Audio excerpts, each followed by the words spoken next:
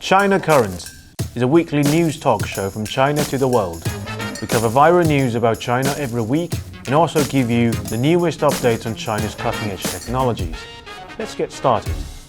Welcome to China Currents, your weekly news report on the latest development in China. I'm Lisa. In this episode, how will USAID's fall benefit China and the world? Chinese police defeated US cops in Dubai. A gala showcased the future of China's manufacturing. First, let's dive into Trump's big move. According to a report on the 6th of February, Trump plans to cut the number of employees at the U.S. International Development Agency, USAID, from over 10,000 to fewer than 300. Western media view this as a retaliatory move against the Democratic Party, arguing that it will lead to many developing countries losing vital food and medical aid. However, Chinese strategist Professor Wang suggested that this development may not be detrimental to developing countries, particularly China. Instead, he sees it as a sign of the US moving away from its long-standing global dominance, which could actually benefit the global south. To understand this trend, we can focus on two main points. First, the reduction of USAID indicates that the US machinery of creating chaos around the world has fallen into brain death. US global dominance relies on two pillars: military power and cultural warfare. The military aspect is clear, but the cultural warfare is where USAID plays a significant role. While the USAID is often seen as an international aid organization, it actually functions as a tool for the US to protect its interests and maintain its dominance without using military force. After the US military established a presence in the region, it needs a low-cost method to maintain control. This involves weakening local resistance and anti-war sentiment. USAID act as a remote control, often through funding and influencing foreign media. For example, in 2023, Reporters Without Borders (RSF) reported that USAID funded over 6,200 journalists and 707 media outlets across 30 countries, as well as 279 media-focused NGOs. In Ukraine, USAID was the primary sponsor of many independent media outlets, with 90% of them relying on foreign subsidies to operate. The strategy was clearly seen during the 2014 coup in Ukraine, where the manipulation of public opinion by various independent media funded by outside forces helped lead to the removal of the democratically elected President Yanukovych. If USAID had been shut down a decade earlier, this conflict in Ukraine might not have occurred. It's even possible that the global COVID-19 pandemic could have been avoided. On the 3rd of February, Musk revealed that USAID had funded research into biological weapons, including gain-of-function studies on the virus, which contributed to the deaths of 7 million people worldwide. If USAID's record hadn't been exposed, the rumors surrounding the Wuhan virus would have smeared China much more. Furthermore, more man-made viruses could have continued to threaten the world. Now, on to the second point. Ending USAID will make all sovereign states great again. Trump simultaneously announced a 90-day suspension of all foreign aid.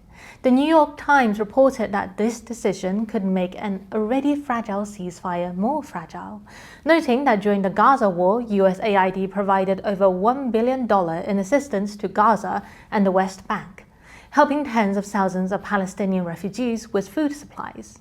However, a closer look reveals the hypocrisy in the New York Times stance.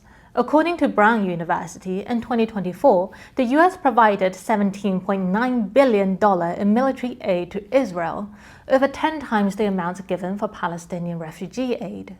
Trump even suggested that US could claim ownership of Gaza. Even more alarming is that the food aid itself has been linked to plans for biological warfare. In November 2021, USAID announced it would donate 3,000 tons of wheat seeds to Syria, claiming that the goal was to ensure bread for everyone. However, when Syrian agriculture officials examined the seeds, they found that 40% were infected with a parasite called nematode.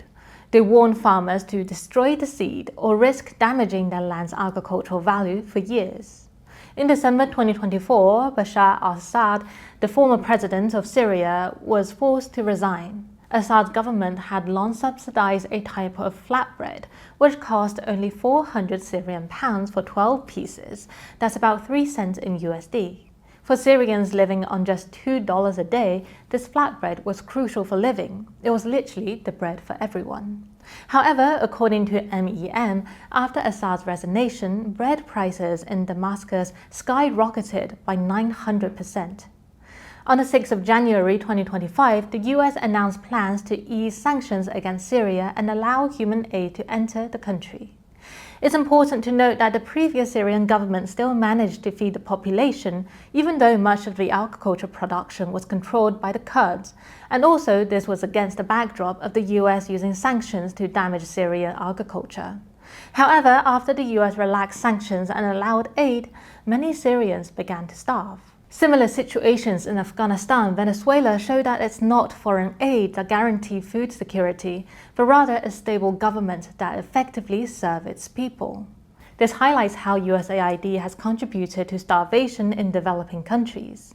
If USAID hadn't been so involved in promoting revolutions and biological warfare, the people in these nations could have survived with dignity. Ironically, the US so-called charitable aid has often turned them into beggars of the free world. So while Trump's decision to shut down USAID may have been driven by political motives and a desire to scale back, it also weakens the backbone of US global dominance. When the propaganda machine stops, people in developing countries may finally see that their true saviors are themselves. And this realization will help those in the global south to regain confidence and collectively work towards a multipolar world order. For the US, the saving of these cuts won't be enough to stop its decline, but they do show that the Trump administration understands the challenges of maintaining global hegemony. Strategically, moving away from this dominance might indeed be a smarter and more practical choice for the US today. Next up, let's see how Chinese police set a new world record. The UAE SWAT Challenge 2025 began on the 1st of February in Dubai. This intensive 5-day event brings together top law enforcement and military teams from around the world to showcase their skills in challenging tactical situations. This year, the competition set a new Guinness World Record, with a record-breaking of 105 teams with 46 countries participating. China sent 3 teams into this year's challenge. The team from Zhejiang province won the championship, while the Anhui province team took home the bronze medal. The Chinese team competed in 5 demanding events, including rapid assault tactics, firepower strikes, officer rescue mission, tower operation, and extreme obstacle courses. After making their debut in last year's competition, the Zhejiang SWAT team set a world record in this year's tower assault event, completing it in an impressive 2 minutes and 33 seconds. The event stimulates real-world hostage rescue and counter-terrorism operations, challenging teams to swiftly breach and clear a multi-story building. The Zhejiang team consists of 9 members, with the oldest being 33 and the youngest 25. One member, Liu Pen, born in 1998, has been a police officer for 8 years. Since learning about the UAE SWAT Challenge last January, he dedicated 90% of his time to training. In China, the police are referred to as the People's Police. This is significant. According to Chinese official media, in 2023, reports of theft and robbery nationwide decreased by over 31% compared to 2019. During the same period, human trafficking cases dropped by 66%.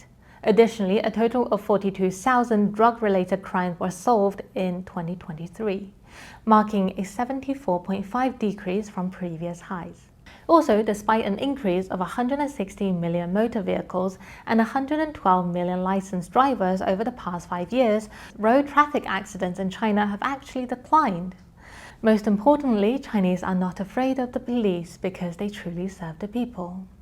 Next up, on the 28th of January, the 2025 Chinese Spring Festival Gala showcased a groundbreaking blend of tradition and technology. 16 unitary H1 humanoid robots dressed in traditional Chinese floral pattern jackets danced alongside professional performers. They executed a folk dance with impressive precision, even tossing and catching handkerchiefs in mid-air, which entertained viewers. This interesting performance was the result of 3 months of AI-powered training, precise coordination of 43 high-torque joints, and a 360-degree sensing system. Using deep learning, the robots analyze and mimic human dance moves, generating real-time commands that made their movements both powerful and precise. If these robots can toss a handkerchief, they can certainly handle other tasks, like turning a screw.